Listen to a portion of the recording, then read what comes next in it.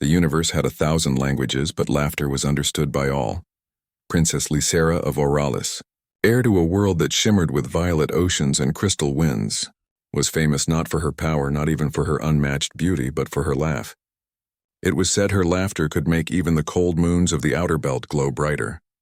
But lately her laughter had gone quiet. The royal palace floated in the clouds of Oralis, surrounded by rings of silver dust. Lysera stood by the grand window, her reflection shimmering in the air like glass made of dreams. Behind her, her tutor, an elderly alien named Sorun, adjusted his spectacles made of light. "You have that look again, princess," Sorun said softly, "the one that worries the stars." Lysera turned, her expression half playful, half wistful. "Sorun, do you think laughter is a weakness? Only when the world forgets how to laugh back?" She smiled faintly. "Then perhaps my world is deaf." For years, Oralis had been bound by formality and logic. Emotion was considered untidy, laughter unnecessary. But Lysera had always been different. Her charm and humor made her loved by the common folk and quietly resented by the council of nobles. Her heart, however, was restless. She longed to see other skies, to meet beings who live by heart rather than rule, and that chance came when a strange message arrived, from Earth. The message was simple. "To whoever listens, we are humans. We seek friendship, not conquest." Something in those words sparked within her. It wasn't just curiosity. It was warmth. When her father, King Varen, forbade any contact with the primitive world, Lysera only smiled. "Father, if we never meet them, how can we know what we fear?" He sighed. "Lysera, their species is unstable. They wage wars over dust and pride. You must not go." But she had already decided. That night, cloaked in silver mist, she sneaked aboard a diplomatic shuttle and set its course for the blue planet at the edge of the galaxy. Her laughter echoed in the empty corridor as the engines ignited, rebellious, free, and fearless. The first thing she noticed about Earth wasn't its beauty. It was its imperfection. The air was thicker, the colors raw and unfiltered, and yet it pulsed with a strange energy she had never felt before. Life. She crash-landed in the desert near a human outpost.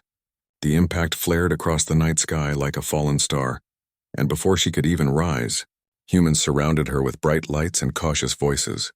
One of them stepped forward, a young man in a weathered uniform. His name tag read Eli. "Hey, are you hurt?" he asked, lowering his weapon. Lysera blinked, disoriented but amused. "Is this how humans greet fallen stars? With guns and concern?" Eli hesitated, caught between shock and laughter. "You're definitely not from around here." "No," she replied, dusting off her crystalline robe. "But I like your gravity. It feels honest." That was how it began. A princess who laughed at stars and a soldier who had forgotten how to smile. Two souls from different worlds standing under the same infinite sky. As the night grew quiet, Eli handed her a blanket, his eyes searching hers with cautious wonder. "So, what are you?" Lysera tilted her head. "I could ask the same of you, human." He laughed, the sound rusty but real. And in that moment something unspoken passed between them. A small spark of connection, fragile but bright enough to light the darkness. And for the first time in years, Princess Lysera laughed again, not the practiced royal laugh, but a true, unguarded one, soft and alive. Somewhere beyond the clouds, the stars seemed to blush. Morning arrived like a sigh over the desert. A soft golden haze spread across the sand, painting everything in warmth and silence. The crashed shuttle still smoked faintly in the background, half buried like a sleeping dragon. Eli stood beside it, running a hand through his dusty brown hair, wondering if last night had been real, or just another dream from his long, sleepless nights. But then he heard it again, her laughter, light, melodic, absolutely real. Lysera sat on a rock, poking curiously at a cactus with the end of a metal rod. "It fights back," she declared as the needle pricked her finger.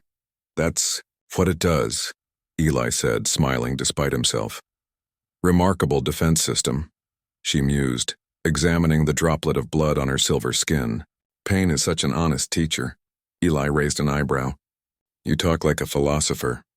"I'm an explorer," she said simply. "And explorers must understand pain. It's the map that shows where we've been human. Or almost."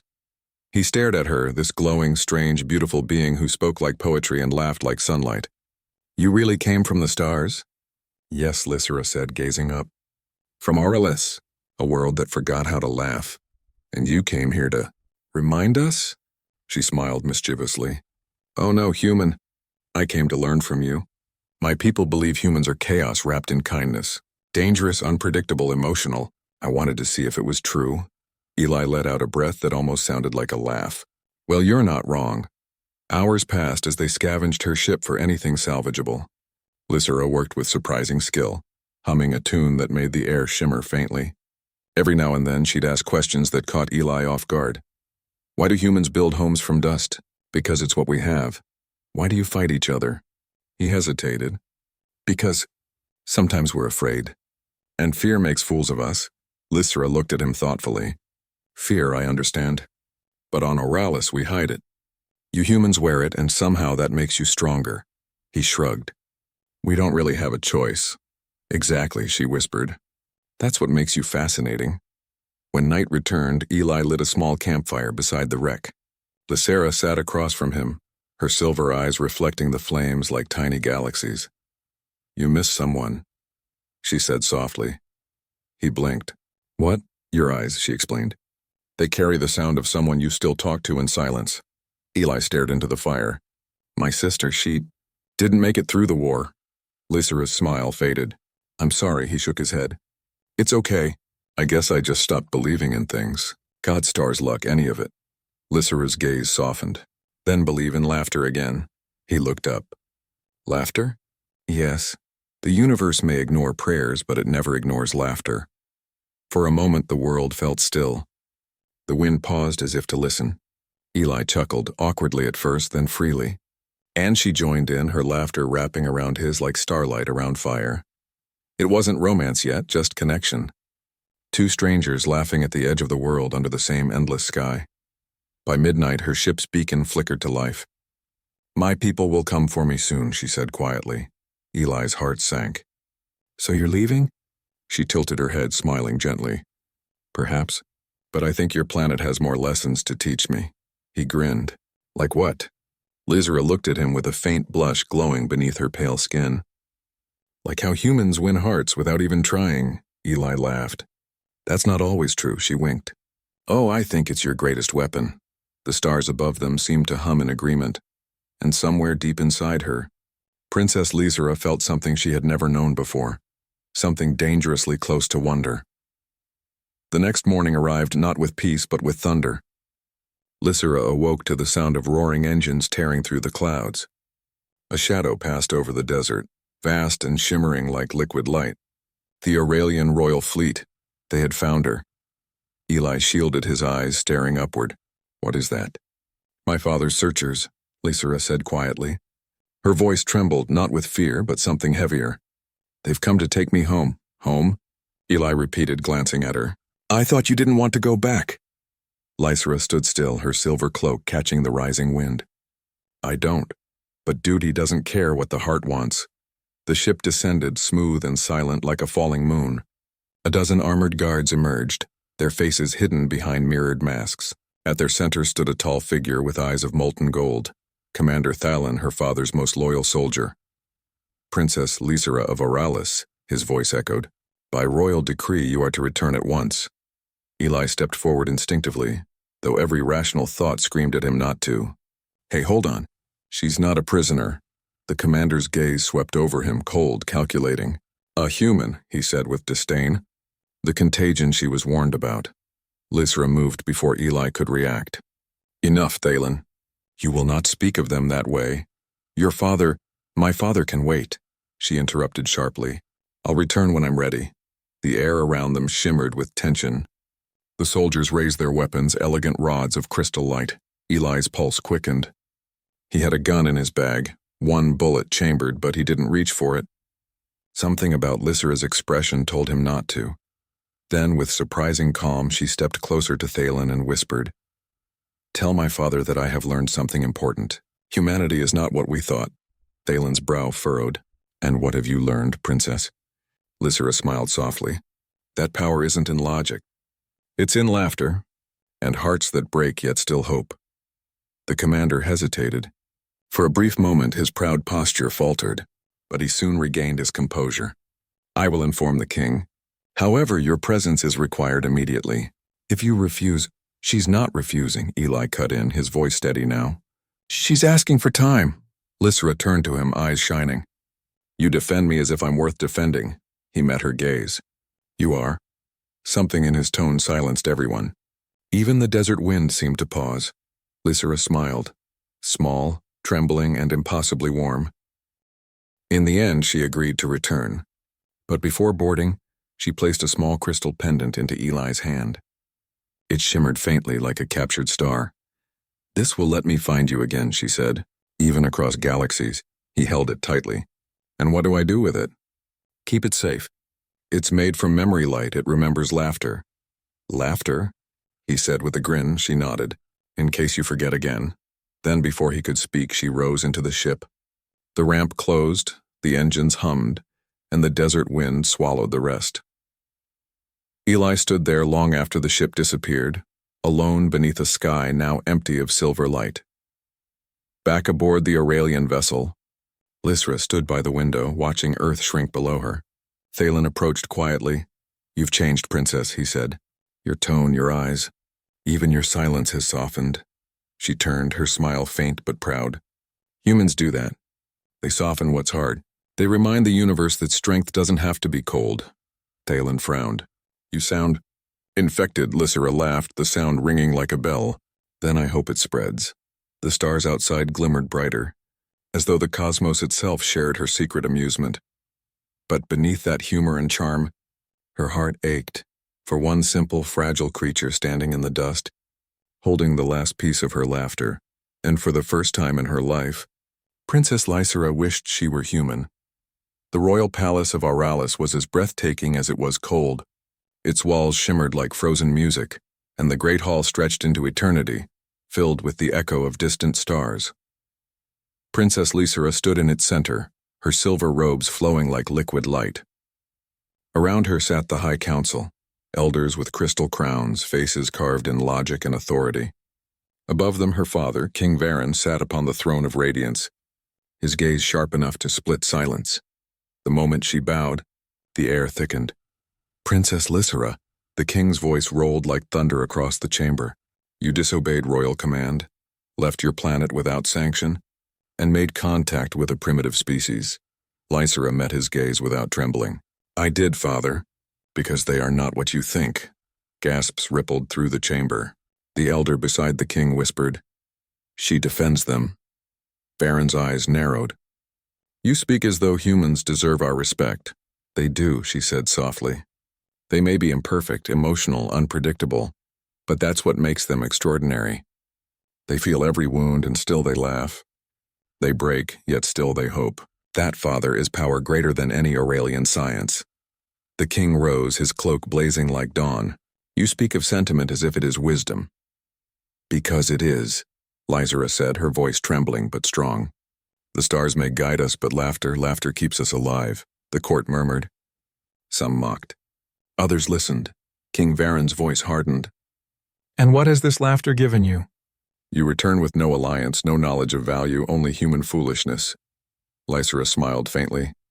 Then I bring the rarest knowledge of all, humility. The council buzzed in disapproval. Sorun, her old tutor, stood in the shadows of the hall, his eyes glinting with pride. The king sighed deeply. You are my daughter, Lysra, but you are also heir to Auralis. You cannot lead if your heart is given to chaos. Her lips quivered. Then perhaps chaos is what we need. Enough. His voice shook the chamber. You will remain confined to the upper sanctum until I decide your fate. The guards moved forward. Lysra bowed her head, not in defeat, but in quiet defiance. As you wish, father. But you cannot confine what's already begun. The king turned away, but some tiny flicker of doubt glimmered behind his stern eyes. That night, locked within the sanctum, Lysra sat by the window, gazing at the faint blue dot of Earth. Her heart ached with memory. Eli's quiet laughter, his dusty smile, the firelight dancing in his eyes. She pressed the crystal pendant at her neck, whispering softly, Do you still laugh, human? The pendant pulsed gently as if answering. A faint image shimmered before her, a vision of Eli sitting by his campfire staring at the stars. He held the pendant she'd given him, and then he laughed. It was faint, distorted by distance, but unmistakably real. Lysera's eyes filled with tears. She whispered through trembling lips, "You remembered?" Sorun's voice came from behind her. "He hears you, doesn't he?" She turned, startled. "You knew?" He nodded. "Memory light works both ways. You've created a bridge between hearts. Dangerous, but beautiful." "Then help me, Sorun," she pleaded. "Help me make Father see." The old scholar smiled gently. "To change a king, you must first change the sky he looks at." Lysera frowned. "Meaning?" He gestured toward the window. "If laughter can cross galaxies, perhaps it can awaken Oralis too." Lysera stood, resolve glimmering in her eyes. "Then I'll do it. I'll make Oralis laugh again." She reached for her pendant, holding it close. The crystal pulsed brighter, resonating with the heartbeat of two worlds. Outside, the stars above Oralis flickered faintly, almost as if they were smiling. Far across the void on Earth, Eli looked up at the same moment. He didn't know why, but he whispered into the night, "Don't give up, Lysera." And somehow, across light years, she heard him. The cosmos itself seemed to hum with a new rhythm, a rhythm born from laughter, courage, and something ancient as humanity itself, hope.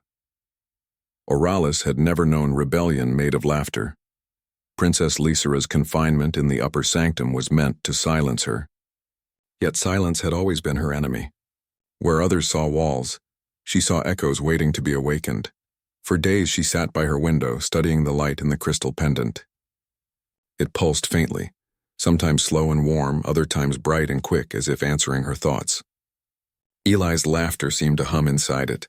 Then, one night she whispered, "If humans can change one heart, maybe they can change a world." And with that, she began her plan.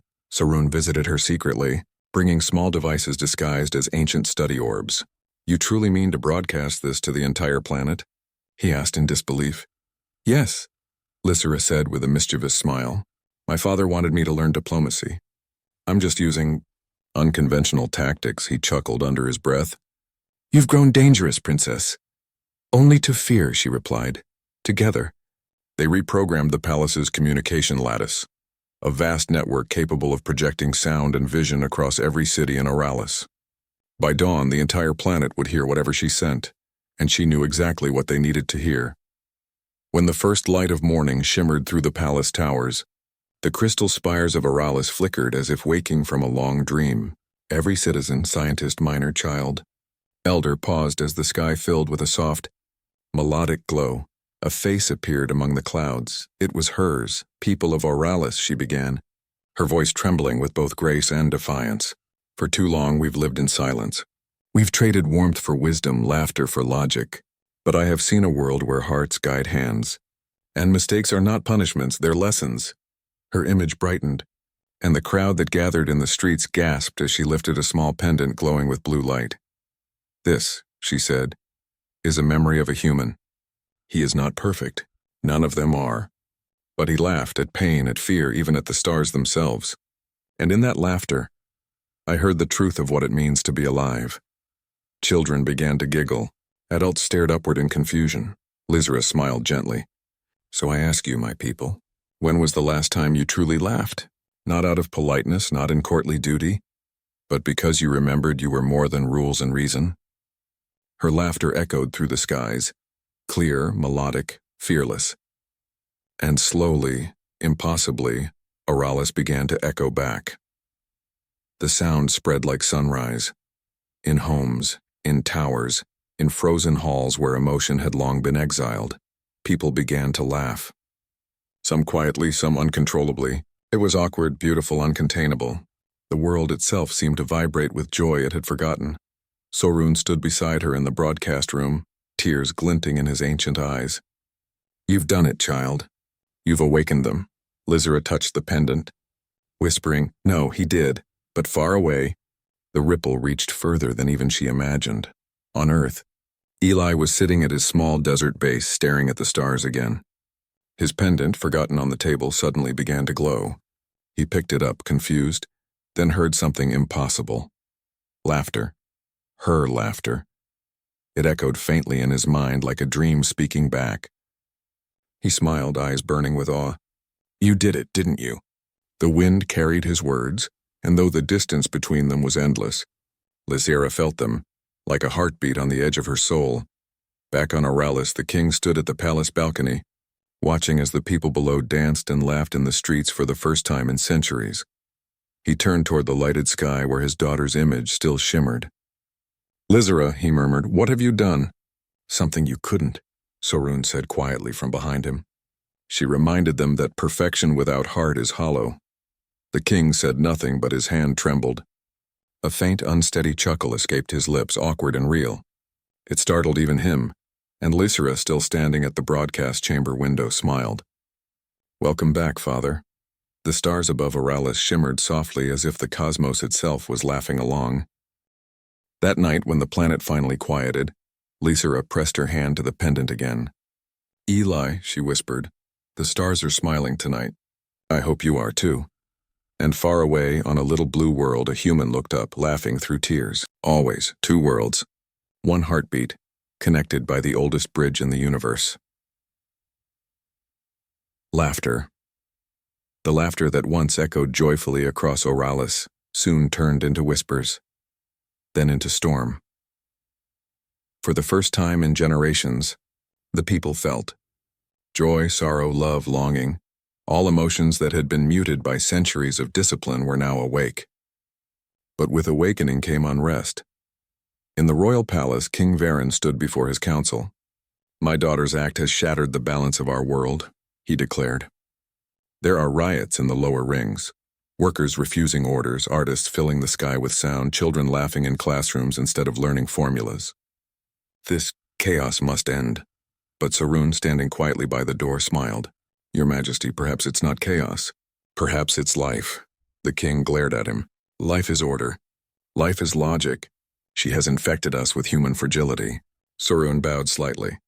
Then maybe fragility is what makes us alive. Meanwhile, Lysera stood on the palace balcony, gazing down at the glowing streets of Oralis. Music drifted upward, unpolished, messy, real.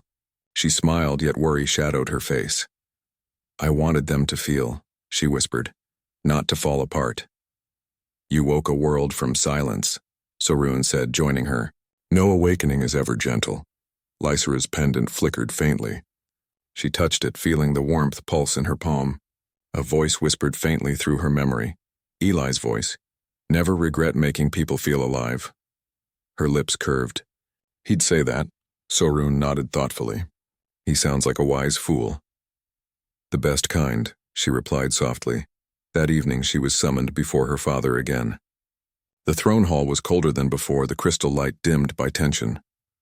Lysera, King Varen said gravely, your broadcast has shaken the foundations of Oralis. You have a choice to make, she straightened. A choice? Yes. You can remain heir to the throne, but only if you renounce your bond to the humans and restore order. Destroy the link you created. Her heart clenched. You're asking me to erase what made us remember who we are.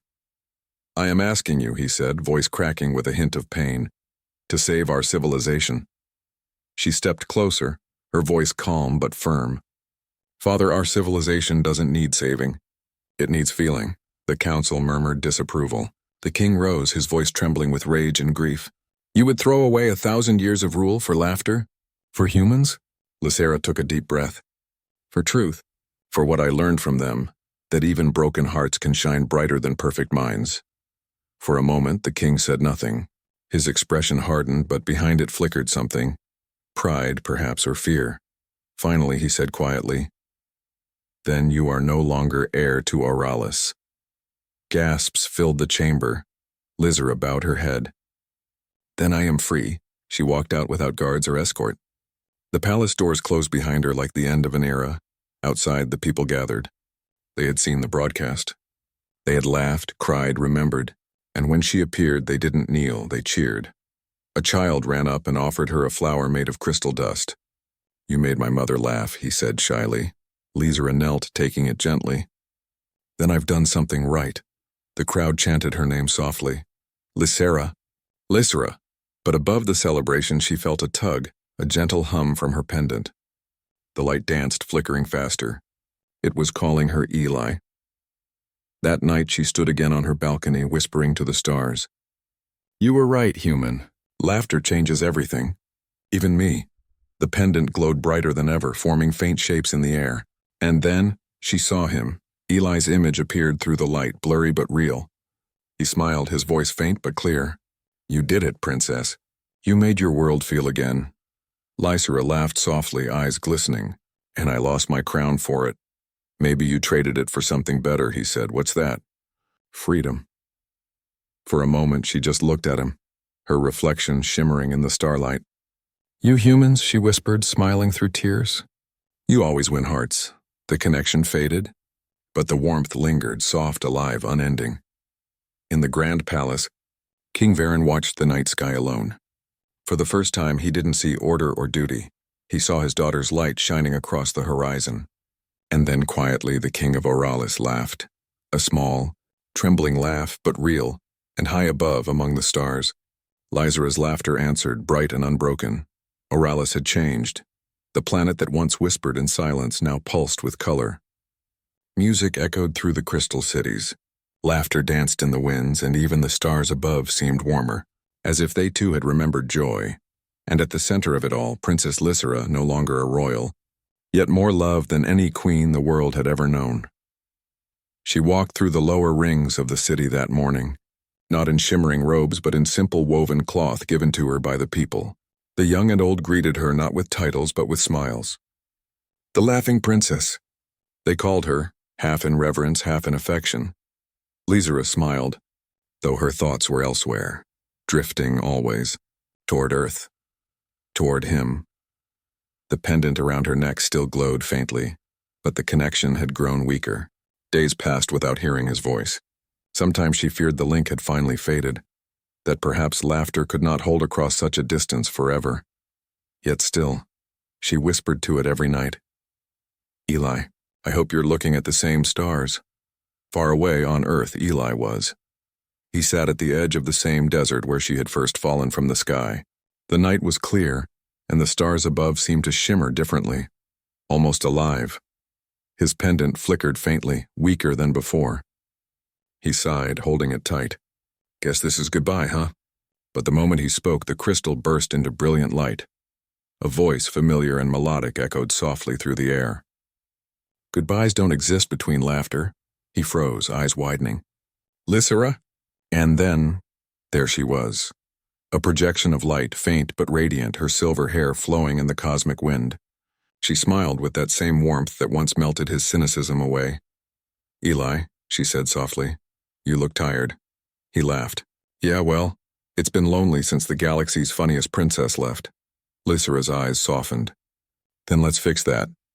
The pendant pulsed brighter, the light surrounding him growing until the desert vanished. Eli gasped. He wasn't there anymore. He stood in a glowing expanse between stars, a dream woven from light itself. And before him, Lysera reached out her hand. Is this real? He asked, his voice trembling. Does it matter? She whispered. You taught me that feeling is its own truth. He took her hand. The warmth was real. The light hummed between them, alive, infinite. Back on Oralis, Sorun watched from the observatory as energy readings spiked across the entire planet. She's doing it, he whispered in awe. She's merging the frequencies, human emotion and Aurelian resonance. A bridge of light. The skies above the planet rippled open like the surface of water touched by laughter. For a brief, breathtaking moment, Earth and Oralis shared the same horizon. Humans looking up from their cities saw strange silver streaks across the stars, while Aurelians gazing upwards saw a blue marble shining back. The two worlds were connected, not by machines, not by conquest, but by understanding. Eli and Lysera stood in the center of that shimmering bridge. Time and space folded around them like ribbons of light. You've changed your world, Eli said quietly. And you changed mine, she replied. Without meaning to, he smiled. That's the human way. We stumble into greatness, Lysera laughed, bright, melodic, full of love. And somehow it always works. They stood together, hands entwined, gazing at the twin planets glimmering across the void. What now? He asked. She looked at him with that cosmic blush. the kind that turned galaxies shy. Now we teach both worlds how to laugh together. On Oralis, King Varen stood on his balcony, tears in his golden eyes as he watched the sky glow with the bridge his daughter had created. "My foolish, brilliant child," he whispered, "you were never meant to rule. You were meant to lead." For the first time, the king bowed his head not in defeat but in love. When the light finally faded, Lysera found herself standing once more in her own world. The bridge had closed, but something inside her told her it would never truly disappear. Eli's laughter still echoed faintly in her heart. She looked up at the stars and smiled. "You humans," she said softly, "you always win hearts, even the ones light years away, and the universe," as if in agreement, shimmered with a soft cosmic laugh. Epilogue. Centuries later, both Oralis and Earth would tell the same legend, of the laughing princess and the human dreamer who built the first bridge between stars, not with power but with laughter, courage, and love. It began not with a war, not with a treaty, but with a smile shared beneath a desert sky, because sometimes humanity's greatest weapon isn't strength, it's heart, and that always wins.